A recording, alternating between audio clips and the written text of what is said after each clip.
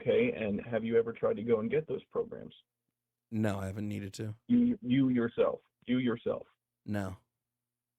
because I have. And you know what they told me to my face? They said if your last name was Hernandez and or it was a Spanish last name, we would be able to give it to you without any question. That's what the lady I'll at take the I'll take actual things that didn't place that happen I for went to 500, told me. Alex. Uh, you don't have to believe me, but I don't. if you want to go to the Reading Courthouse in Reading, Pennsylvania, you can go and try it yourself. Great. I I don't was believe there you. myself, and I tried to go and I tried to get subsidies for myself because I could not afford to get groceries. I had to go and stand at the food bank, and they did not give me anything. Wonderful. I don't believe you. But if we want to talk about like Oh, stuff that actually happens, we can. If we're looking at the no, reception of I'm telling you, reception of come to Reading, benefits, Pennsylvania. I'll stand if we're outside with looking at on 15th reception Street of with you any day benefits of the week. throughout the U.S., overwhelmingly, U.S. citizens receive the bulk of benefits. Overwhelmingly, like it's not even close. But I don't receive any benefits. Okay, that's not my If you make over a certain problem. amount of money, you don't receive any benefits. Okay, so the reason you didn't receive benefits is not because your last name was Hernandez, it's because you made over a certain amount of money. So No, no, no, no, the no. lies start At the cracking time, I immediately. had And there it is. The story collapsed in under 2 minutes. The whole setup was she's. They told me to my face, foreign last name, no questions asked. Said it with total confidence. Like it was his ace card. One follow-up question. That's all it took. Did you actually qualify income-wise? And suddenly, nothing. Because these stories almost never survive basic scrutiny. They feel real. They spread fast. They confirm what people already believe. And that is exactly why nobody questions them in the first place. The villain always has a foreign-sounding name. The injustice always happened to someone's cousin or a guy at the courthouse. And the truth? Always one quiet question away from falling apart. Guys, A Nobel-winning economist has a message for MAGA, and that is, you are about to get brutally scammed. Paul Krugman won a Nobel Prize in 2008 as an economist, and he was recently interviewed about President-elect Trump's incoming policies. He noted the worst possible thing you could do to a middle-class American is to initiate high tariffs and cut taxes for the wealthy at the same time. He noted that some of Trump's largest followers are people who own small businesses. He said they will be battered by tariffs. A Nobel Prize winner sat down and said, the worst thing you can do to the middle class right now is hit them with tariffs while cutting taxes for the wealthy at the same time. And the people this warning was aimed at called him a globalist and moved on. But here's what kills me. He wasn't warning about big corporations. He specifically called out small business owners, the hardware store guy, the contractor, the woman running a bakery ordering supplies. They're not insulated from tariff costs. They absorb them first and pass them to customers second. The base cheered for policies that were always going to land hardest on the base. That's not irony. That's just not reading the fine print. He also weighed in on immigration and the fact that Trump is wanting to deport millions of people who play an important role in the economy. It is a falsehood that undocumented people in America don't pay taxes. It does not matter in America if you are undocumented or not. You will pay at the point of sale at a movie theater or grocery store or restaurant or gas station, state taxes, local taxes, and federal taxes. In fact, $96.7 billion in taxes were paid by undocumented individuals in 2022. $96.7 billion from people who supposedly don't contribute and only take from the system. And the mechanism is dead simple. Sales tax doesn't ask for your papers at the register. State, local, federal taxes are baked into every purchase, every gallon of gas, every restaurant meal. The system was literally designed so everyone pays in, regardless of status. So the they don't pay taxes argument isn't just wrong. It's the opposite of true. But a number doesn't fit on a bumper sticker. $96.7 billion in tax contributions doesn't make people angry enough to vote, so nobody talks about it. And the lie just keeps breathing. You see what Trump's tariffs are doing? Have you seen the stock market? It's being destroyed. Fascist. Well, I did a lot of research, and there's a lot to explain. You got a minute? Yeah, sure. Go ahead and try and explain. Fascist. Yeah, sure. I'll go ahead and explain.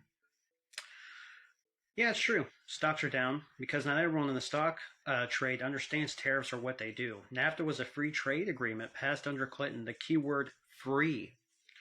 Instead, Canada hit us with key tariffs for dairy products, poultry, fish, tobacco, and a multitude of others, starting back in the 90s and ongoing until today. Since 1994, at 200 and 300%, the double or triples the price of dairy products, poultry, fish, and tobacco. Mexico's tariffs on us are 20 to 25% on sugar and corn, and 0 to 5% on poultry. You see, tariffs protect each other's countries, jobs, and industries, raising the prices of foreign products and keeping prices lower on their products, or for instance, our products in the US if we did tariffs like we're doing now. But charging 200 to 300% on your friends, so-called friends, that's not what friends do. In fact, proves Canada cannot budget their money if they need tariffs that high. Yeah, well, the stock market still crashed. Did you see the Dow Jones? It plummeted. Explain that, fascist. Fascist. That's the move. Okay. And watch how the other guy responds. Doesn't flinch, doesn't yell back, just goes, "I'm so glad you brought that up." Because that is how you win. Not volume, receipts. And here's the actual context on stocks. If we're purely going by Dow point gains, Obama gained 12,000, Biden 14,000, and still the narrative is Democrats destroy economies. Context gets sacrificed because outrage travels faster. Always has. And fascists shouted across a table? Way more shareable than a calm breakdown of historical market data. That's not an argument. That's just noise with good timing. I'm honestly so glad you brought that up. Give me a sec. You ready? To understand stocks, you don't focus on one drop. You focus on the whole stock to understand everything. We will start with the Dow, Bush, all the way to Biden. Simply because, Trump just got back in office. The Dow was at 10,000 points when he came in. When he left, it was at 8,500 points. That's a loss around 2,000. Obama started at a loss when he left office. It was 20,000 points. That's 12,000% gain. Pretty good. Under Trump's first term, it jumped to 31,000. That's a 11,000 point gain just for the Jones. Biden had a 14,000 point gain by the time he left. Now, to understand why, there was a huge jump under Biden is understanding that the tax code changed, which gave people back more money, as well other regulatory issues within the tax code that were fixed under Trump that made it easier for the Dow to make more money. The stock market might have been doing good under Biden, but big reason why prices were so high is because the Biden administration were influxing a shit ton of money that they literally had to pull from the banks that increased prices of assets, which is everything. The reason why for losses and gains are legislations or tariffs. Tariffs are a short loss to bring jobs back, and as we've seen, $2 trillion worth of funding is being pushed by multiple countries and pledges to bring manufacturing back to America. Now, legislation is a long-term effect, such as the DIDMCA code, written by Democrats Henry Gonzalez and William Proxmire. This was written back in the 80s, by the way, and caused the crisis in 2008, which caused deregulation and allowed banks to give loans to people with way high interest rates, which, with giving these risky loans, it caused a crisis in 2008. Then Bush had the EERA, which was passed as a bill to stimulate the economy and, keep people in their fucking houses. But no one who says this could actually tell you how it's going to happen with real economic theory. It's just Twitter talking points like, well, other countries have them. Why would they have them if they don't work? When we're talking about export economies versus our import economy, which are hardly comparable, but I digress, right? MAGA economics, MAGA education, those things don't go hand in hand. Spicy line. But she's pointing at something real underneath it. Because the other countries tariff us, why can't we tariff back argument sounds logical until you add one word. Speed. Retaliatory tariffs exist. That's a real policy tool. But slamming them in overnight doesn't rebuild factories in a year. A factory needs land, permits, infrastructure, trained workers. That's a decade-long project minimum. What happens immediately? Consumer prices spike. Supply chains seize up. And companies sit on their hands because nobody knows what the rate will be next Tuesday. That uncertainty alone kills investment, not ideology, just chaos, and chaos has no political affiliation. But it should be a simple theory to follow, right? Tariffs make costs for businesses go up. Ultimately, this hurts businesses' bottom lines. This makes them less willing to set up here as opposed to a country without these tariffs. with the uncertainty of them coming and going, that only adds another layer of friction to this for companies who possibly could come to America. I follow The Economist on Instagram, and there's this post where The Economist says that the Republican economy is thriving, and then they show this graph. Well, they kind of give some context. They show this graph or there's some data, and they're talking about how across Republican counties in the US are like the third largest economy in the world. And so I'm like, this is so interesting. Why are they saying that this economy is thriving? So I look at the graph, and you know what the second largest economy in the world is? Based on, these assumptions they're making in this data analysis they've done, it's US counties that are liberal or progressive. And that really confused me because the second largest economy in the world is across US counties that are liberal or progressive leaning. And so for me, it was interesting to see a mainstream media outlet leading in this way, in a way that I thought was not only confusing, but also that could very easily misinform. So I commented and I say, hey, this is confusing. Why are we saying that these Republican US counties are thriving, but then we don't talk about the fact that the Democratic US counties, the liberal US counties, are like double the size of these Republican economies? Wait. The post was flexing about Republican counties being the third largest economy in the world, but quietly left out that Democratic counties are the second largest and double the size? That is selection bias wearing a blazer and calling itself analysis. And then the comments come in, well, liberals spend more, that's why their economy looks bigger. As if spending in a consumer-driven economy is somehow evidence against it thriving? That's literally how consumer economies work. She has a double major in finance and economics 4.0, and she still has to sit there while people explain basic GDP to her incorrectly. The data wasn't lying, but the framing absolutely was, and most people never read past the graph. And there are a number of folks, of course, they want to white-splain, mansplain in the comments. Again, I'm a double major in finance and economics. I have a 4.0 GPA. And for fun on the side, I study capitalism. And so for me and the inner workings of capitalism, I'm not getting graded for that, but I do it because I want to understand how these systems work. So anyway, I make this comment and there's a bunch of folks saying, well, you don't get it. You don't get it because liberals spend more money, they say. So they're like, that's why their economy is not thriving, because they spend more money. And I look back at the post because I'm like, let me see, is this what was covered in the post? And it wasn't. Of course, there's a full, longer, extended article, but just in reference to the actual post is the reference that I made. And I'm like, no, this is misinforming, right? And somebody says, well, you have to understand that if you spend too much money on social services, you don't have a thriving economy. And so I had to let them know, like, first of all, the word thriving for an economy is subjective. It depends on the individual person that you're talking to. For example, for me, I don't consider an economy to be thriving when you have millions of people that are faced with food insecurity, that are faced with homelessness, currently having their social services cut from them. Surprise, surprise. Surprise, surprise.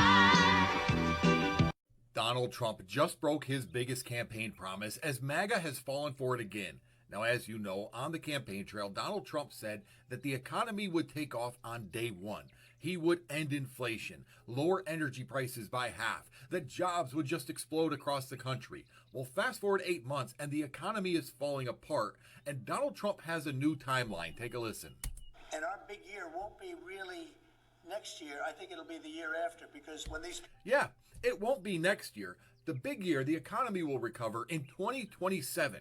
We were told at first it was day one, and then it was moved to the second quarter, then it was moved to the fall, and now it's 2027. Day 1, then Q2, then fall. Now, 2027. At what point does a broken promise just become a pattern? And notice the flexibility here. When prices were high under the previous administration, was the response, will these things take time? Absolutely not. It was immediate, total, furious blame. But missed deadline after missed deadline from their own guy? Suddenly everyone's a patient macroeconomist who understands that recovery takes time. The goalposts aren't moving. They've been loaded onto a flatbed and they are gone. Meanwhile, real people are dealing with real prices right now, not in 2027. Today. And check back in 2 years is not an economic policy. It's a delay tactic dressed up as one. And MAGA, you know he promised immediate results. You know he moved it back to Q2 in the fall, and now he's moving it out 2 years, and you're just like, well, Art of the deal. What can we do? All the while, the rest of us suffer. The economy is in shambles, and the President of the United States is completely delusional about it.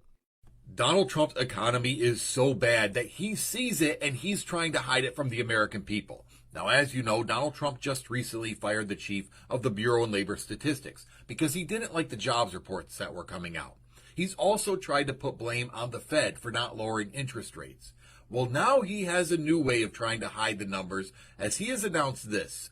Subject to SEC approval, companies and corporations should no longer be forced to report on a quarterly basis, but rather a 6-month basis. He fired the guy publishing jobs numbers he didn't like, and now he wants to cut corporate reporting from quarterly to every 6 months. Think about what that actually means. Right now, every 3 months, investors and regular people checking their retirement accounts get a real window into how companies are actually doing. That's transparency. That's how accountability works in a market. 6 months means bad news gets buried twice as long. Companies bleeding cash get to hide it from the public for double the time. It saves money and helps managers focus. That's the stated reason. You don't remove the gauges from the dashboard to help someone drive better. You remove them so nobody sees the engine overheating. This isn't reform, it's a curtain.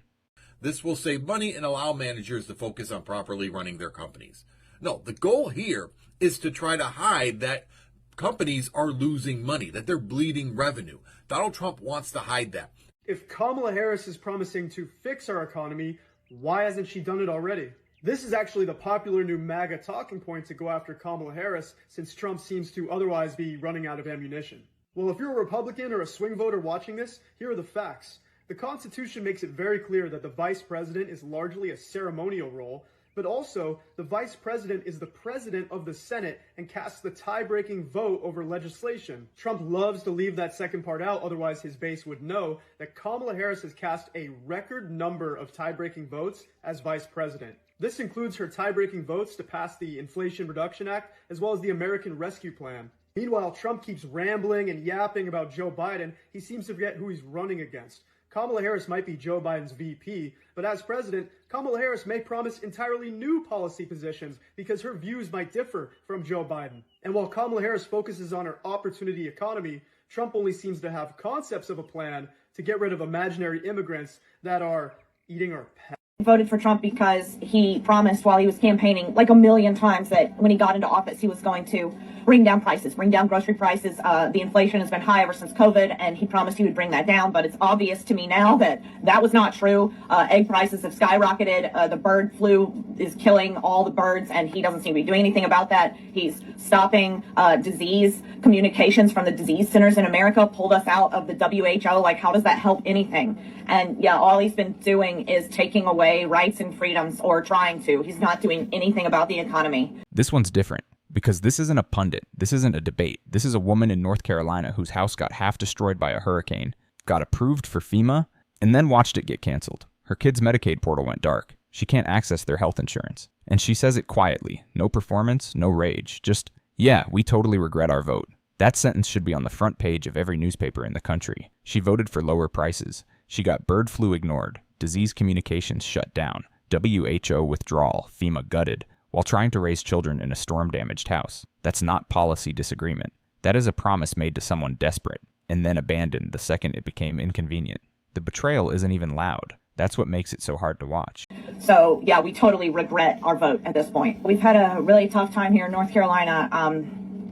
Half of my house got washed away in Hurricane Helene, and I applied for FEMA assistance, and we got approved. But now Trump is canceling FEMA and emergency assistance to people.